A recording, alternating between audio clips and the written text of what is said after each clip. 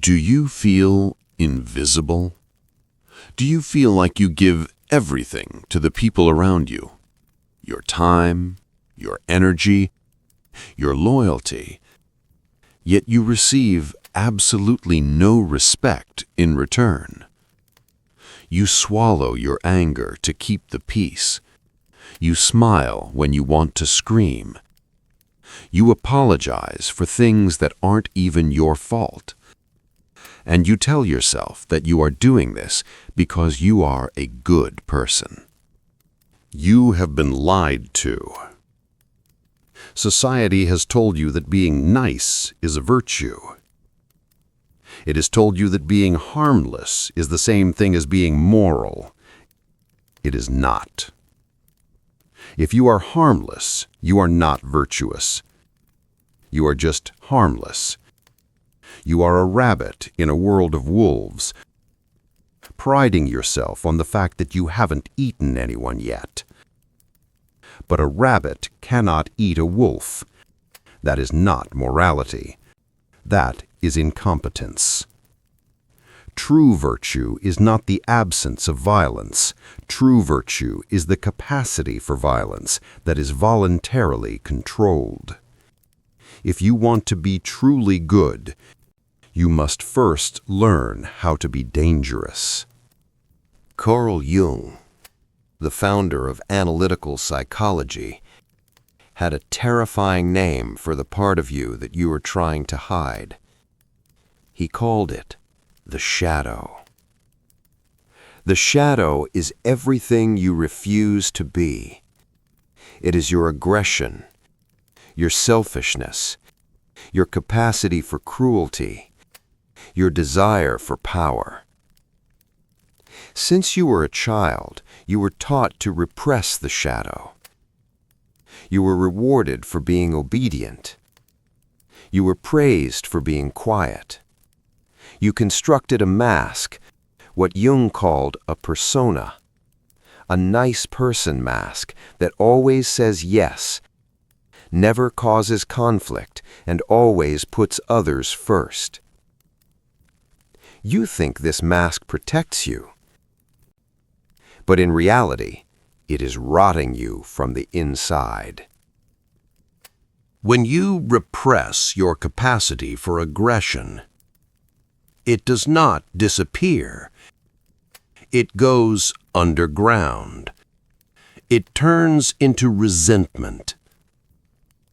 Have you ever noticed how nice people are often the most passive-aggressive? They don't stab you in the chest, they poison your tea. They use silence, guilt, and subtle sabotage because they are too terrified to use direct confrontation. This is not goodness. This is cowardice disguised as morality. And here is the brutal truth that your nice persona tries to ignore. People do not respect what they do not fear. Let's use an analogy. Imagine a rabbit. The rabbit is gentle. It never attacks, it never bites. It is peaceful. Now imagine a wolf. The wolf has teeth. It has claws. It has the capacity to kill. But imagine this wolf chooses to sit calmly by your side. It chooses not to bite. Which one of these animals is virtuous? The rabbit is not virtuous. The rabbit is simply weak. It has no choice but to be peaceful.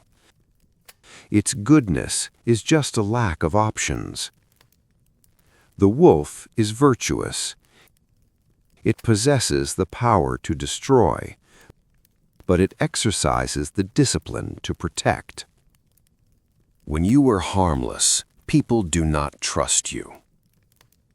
This sounds counterintuitive, but deep down in our primitive brains, we know that a harmless person is useless in a crisis. If a storm comes, if a war starts, if a tragedy strikes, the nice guy collapses.